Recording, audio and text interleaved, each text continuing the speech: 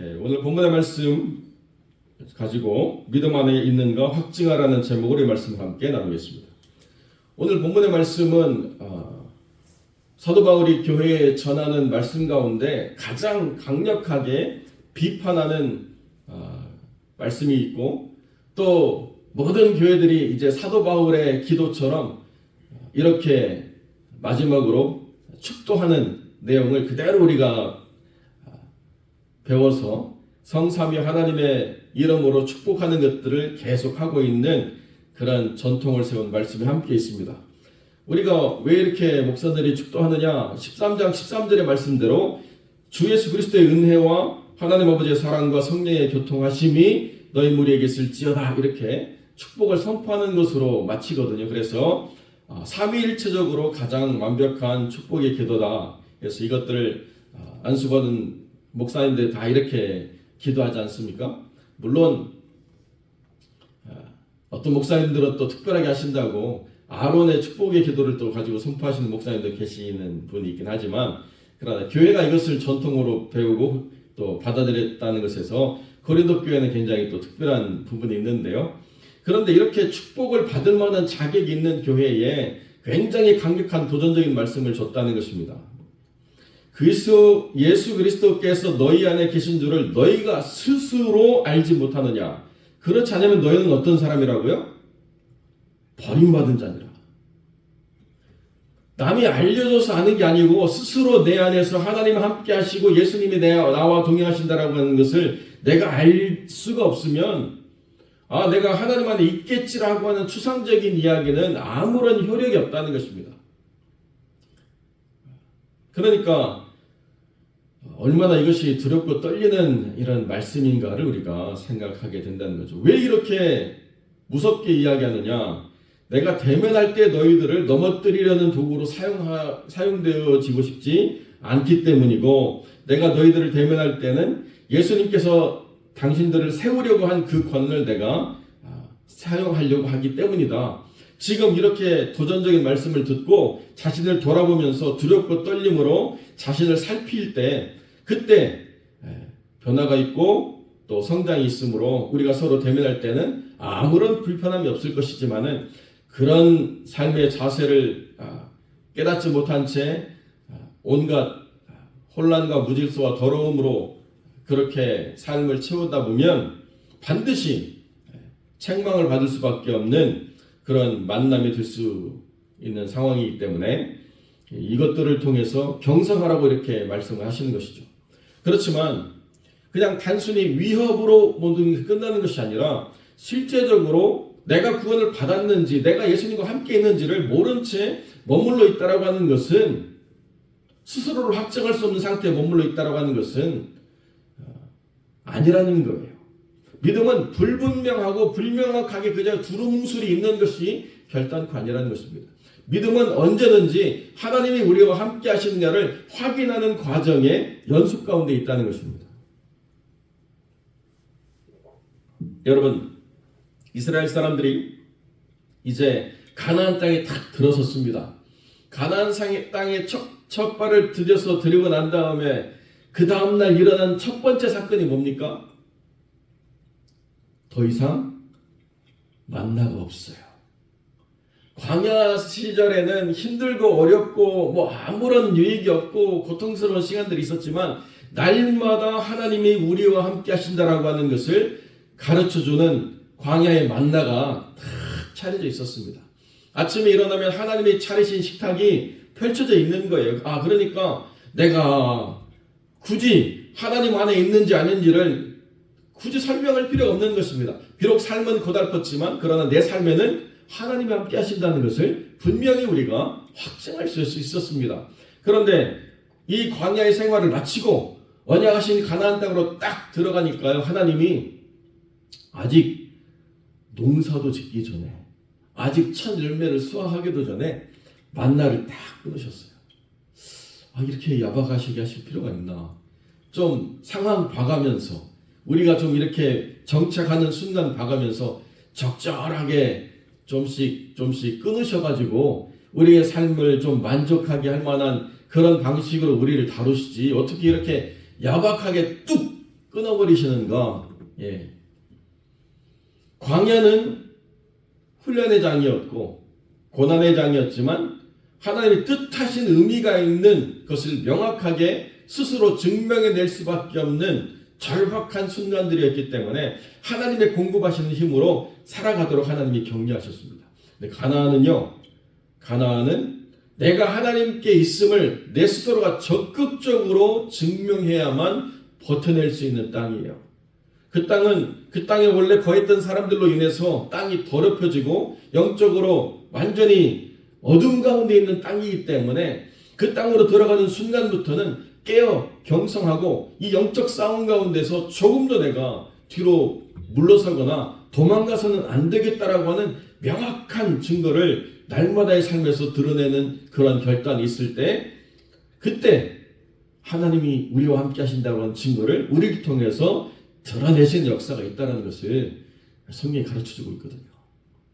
그러니까 어디를 가느냐, 어느 순간에 있느냐가 중요한 거예요. 지금 고린도 교회는 그 문화 자체가 영적으로 굉장히 더럽고 타락한 문화였기 때문에 우리 스스로가 누구에게 속해 있는가를 증명해내려고 치열하게 다투는 영적 싸움이 현장 가운데 있는데 내가 여기 지금 왜 있는지를 모르겠다라고 이야기하면 이거 정말 굉장히 힘들고 어려운 상황이 되는 것이죠.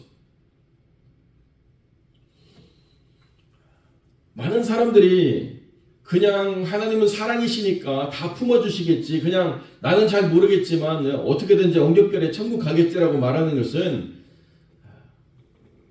아직 믿음이 연약할 때 갖는 생각이고, 믿음이 점점 분명해질수록 하나님이 우리에게 점점 요구하시는 믿음의 영적 기준이 높아지기 때문에 하나님이 계속 우리에게 말씀하신다는 거예요. 네 스스로가 주님과 함께 있음을 확증해라, 드러내라. 그래서 어쩔 수 없이 수동적으로 당하는 고난만 있는 것이 아니라 능동적으로 자발적으로 나는 세상과 함께 기뻐하기보다는 하나님과 함께 기뻐하는 삶을 선택하겠노라고 하는 선택을 행하라고 주님이 말씀하실 때가 있다는 것입니다.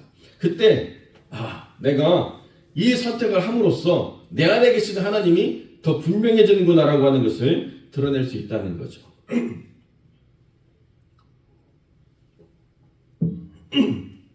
우리가 지금 단기 선교의 모든 과정도 우리가 잘할 수 있기 때문에 하는 것이 아니고, 이 교회가 그만큼 뭘 할 수 있는 역량과 능력이 되었다라고 하는 것을 자랑하기 위해서 하는 것도 결단코 아니라는 거죠. 저희는 이 교회 안에 하나님의 말씀이 있고 그 말씀을 위해서 헌신하는 믿음의 공동체라고 하는 것을 드러내기 위해서 이 모든 일을 행하는 것입니다. 그래서 우리가 이것을 통해서 드러내고자 하는 가장 중요한 것은 물론 그 땅을 향한 하나님의 걸어가신 은혜를 증거하는 것이 있지만, 이 교회가 주님과 동행하는 교회인가를 확증하는 중요한 순간이라는 거예요. 우리는 이래서 못해요, 저래서 못해요, 이래서 안 돼요, 이래서 할 수 없어요. 물론 많은 변명을 할 수 있죠. 그러나 할 수 있는 만큼 하는 거예요. 그때 하나님이 우리를 도우셔서 하나님이 우리와 함께 하심을 주님이 드러내시면 우리가 얼마나 잘할 수 있는가는 물론 성실하게 준비해야 되겠지만, 우리가 얼마나 대단하고 우리가 얼마나 잘했는가에 대한 평가는 그 다음이라는 거예요. 정말 중요한 평가는 뭐냐? 하나님이 우리와 함께 하셨는가? 이게 중요한 거죠. 그곳에서 하나님이 우리와 함께 하신 역사를 우리가 경험하게 될 때, 정말 기쁘다, 정말 감사하다, 하나님이 우리를 통해서 일하시는구나라고 하는 것을 우리가 깨닫게 된다는 것입니다. 보내는 자나 또 그 선교의 헌신에서 나아가는 모두가 다 이것을 우리가 공유하기 위해서 이 결정을 우리가 행하고 준행하는 것이죠. 전도 집회도 마찬가지 아닙니까? 우리가 막 열심히 잘해가지고 우리끼리 아무런 문제 없이 우리는 막 저절로 부흥하고 있다. 물론 그렇게 하나님 은혜 줄 수도 있지만, 하나님 그렇게 하지 않으실 때는 우리가 어떻게 행해야 되느냐? 우리는 안 돼, 못해 이렇게 짓눌려 있는 게 아니고 우리 자신이 하나님께 속해 있음을 드러내기 위해서 도전하는 거예요. 그러니까 이 모든 영적인 일들은 우리가 누구인가를 세상에 증명해내는 거룩한 믿음의 순간이고 하나님이 우리와 함께 하심을 우리가 분명하게 확인해가는 믿음의 과정이라는 거죠. 그렇기 때문에 믿음은 이런 과정들의 연속일 뿐이에요. 옛날에 많은 거 경험했어. 아니요. 믿음은 항상 현재입니다. 믿음은 더 이상 과거에 매이지 않아요. 내가 무언가 과거에 뭔가를 행했다고 하면 그것은 다 뒤로 지나가는 것입니다. 우리는 오직 주님 앞에서 이 삶의 실제를 가지고 우리 스스로를 증명해 나아가야 되는 거룩한 삶이라는 거죠. 그러니까 우리가 어떻게 우리를 평가해야 되느냐? 우리 세상 사람들은 복받았냐, 성공했냐, 잘됐냐 이걸로 평가하지만 믿음의 사람들은 그 순간에 주님과 함께 했느냐 이것이 우리를 평가하는 기준이 된다는 것입니다. 아이고 저 사람 어떻게 힘들어서, 아이고 저 사람 어떻게 큰일 났네. 그게 세상 사람들의 관점이라고 이야기하면 믿음의 관점은 뭐냐? 왜 이런 일이 일어나는지 모르지만 이런 일에는 하나님의 뜻이 있다. 그렇기 때문에 나는 이 일을 통해서 하나님이 우리를 통해서 하나님이 내 안에서 일하시는 것을 분명히 증명해내리라. 굳건하게 마음을 먹고 그 고난에 맞서 싸우고 어려움을 우리가 해결해 나갈 때 그때 우리가 얼마나 대단한가를 드러내는 것이 아니라 하나님이 얼마나 그 삶을 세밀하게 인도하셔서 하나님의 은혜 속에서 살아가게 하셨는가를 분명히 보게 하신다는 거죠.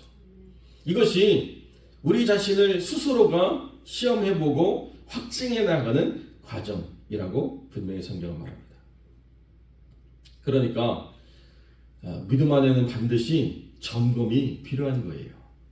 왜 이런 순간이 있을까? 하나님이 우리를 점검하시는구나. 분명히 우리가 깨닫는 거죠. 차 때문에 힘들어하시는 분이 계신데 차량도 마찬가지 아닙니까? 잘 타고 다니던 차가 갑자기 문제를 일으켜요. 그러니까 그런 일들을 우리가 겪기 전에 계속 점검하고 돌아보죠. 그렇지만 그럼에도 불구하고 또 어려움을 겪을 때가 있습니다. 그러니까 세상살이는 하나도 신뢰할 만한 것이 없죠. 그러나 하나님은 우리 스스로 점검하라고 말씀하시는 것은 하나님이 약해졌거나 하나님의 능력이 부족해졌다라고 하는 것을 우리가 말할 수도 없거냐 그런 일들이 일어나지도 않는 거죠. 우리가 행여라도 지금 이 상황 속에서 믿음의 지경을 넓힐 때가 왔다고 한다면 그 믿음의 지경을 넓히기 위해서 더 집중하고 인내하면서 힘을 다해서 이때를 이겨내야 될 필요가 있을 때라고 주님이 말씀하신다는 거예요. 그때는 다른 방법이 없습니다. 버텨내고 확증해야 돼요. 하나님이 우리와 함께 하신다라고 하는 것에 올인해야 됩니다. 그때 요나처럼 도망다니고 요나처럼 딴짓하다가 다시 처음부터 시작해야 되는 그런 상황을 우리가 맞이해서는 안 된다는 거죠.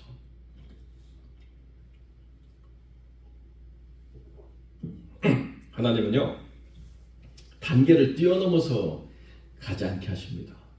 반드시 그 한 스텝 한 스텝 밟아서 올라가도록 그렇게 주님은 이끄시지 이거 못해? 그럼 대충 다른 길로 이렇게 숏컷으로 인도하시는 하나님이 아니라는 거예요. 그러니까 우리의 믿음의 자리에서 어떤 어려움이 온다 그러면 여러분 낙망하지 마시고 이것이 내 스스로를 확증하는 순간이구나 라고 분명히 믿고 믿음 안에서 승리를 해내야 되겠구나 라고 결단하시는 삶이 되어야 된다는 것입니다.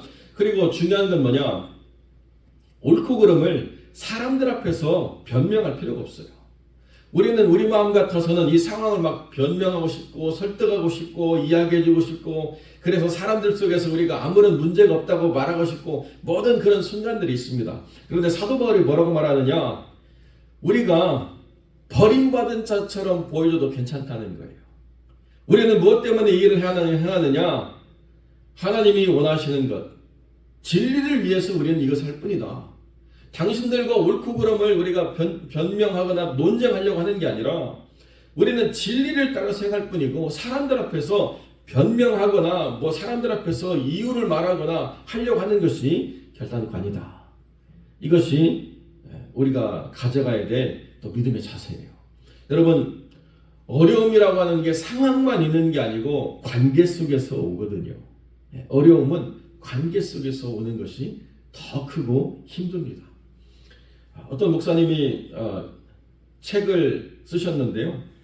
요한계시록 강해인데 이 성경책 두께보다도 더 두껍게 쓰셨어요.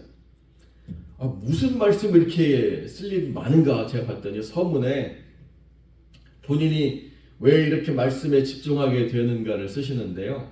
자기는 교회 개척할 마음도 없었고 목사가 될 마음도 없었대요.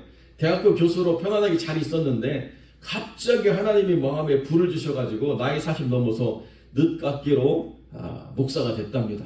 그리고 개척하라고 하셔서 개척했더니 하나님 은혜 주셔서 막 교회가 불릴듯 일어났다는 거예요. 그래서 내가 잘하고 있구나 막 너무 기뻤는데 어느 한날 나와 그렇게 개척하고 내가 그렇게 아끼고 사랑했던 중요한 직책에 있는 분들이 막 마음을 돌리고 다 떠나가더라는 거예요.